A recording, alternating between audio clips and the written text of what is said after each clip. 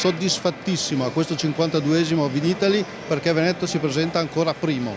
Sì, primo, siamo i primi in produzione, 8 milioni e mezzo di ettolitri, siamo il primo produttore nazionale e l'Italia è il primo produttore mondiale.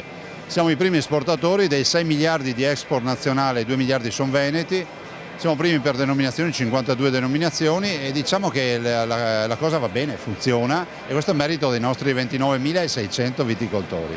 Però ieri all'inaugurazione lei c'era, Nomisma ha fatto capire che il futuro vedrà il biologico come prima richiesta sui mercati internazionali. Veneto Agricoltura qui ha presentato una ricerca sul biologico veneto. Ma guardi, Nomisma conferma quello che già sappiamo, nel senso che il biologico cresce a 2 cifre tutti gli anni, quindi vuol dire che la crescita è giustificata da richieste sul mercato.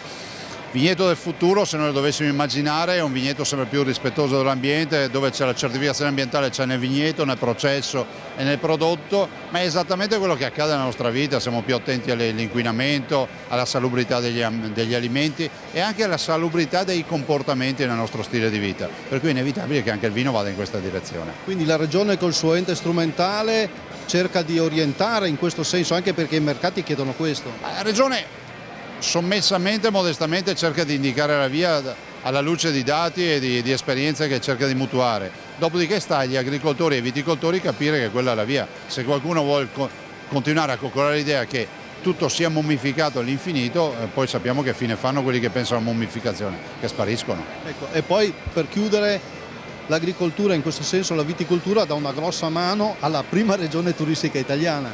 Assolutamente sì, noi siamo la prima regione, 17 miliardi di fatturato e direi che se non ci fosse un buon bere in Veneto ho l'impressione che qualche turista di meno ce l'avremmo.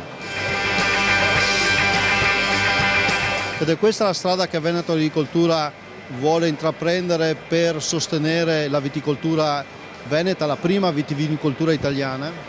Parlare del futuro vuol dire parlare sicuramente di biologico, vuol dire parlare sicuramente di viti resistenti e su questo Veneto Agricoltura sta sviluppando dei progetti, parte direttamente e parte con degli agricoltori, per arrivare all'obiettivo che ci sia un domani un prodotto che arriva dalla natura che sia assolutamente sostenibile.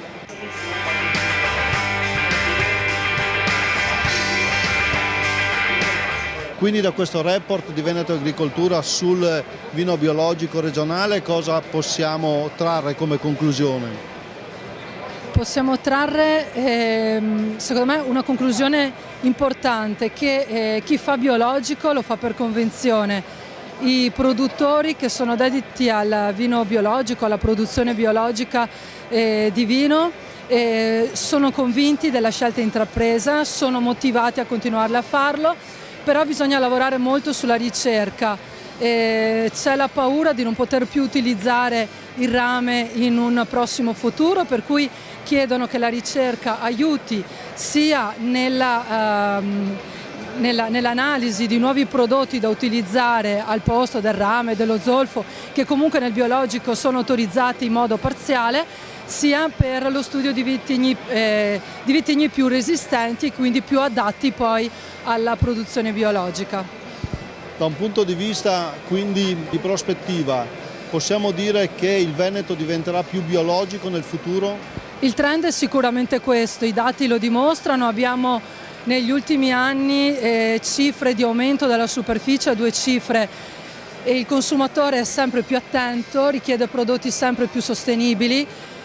Dall'altro lato anche il produttore vuole produrre in maniera sostenibile per sé, per i propri figli, per la cura anche della terra e delle proprie produzioni e di conseguenza questo non può essere che il futuro segnato in un certo qual modo.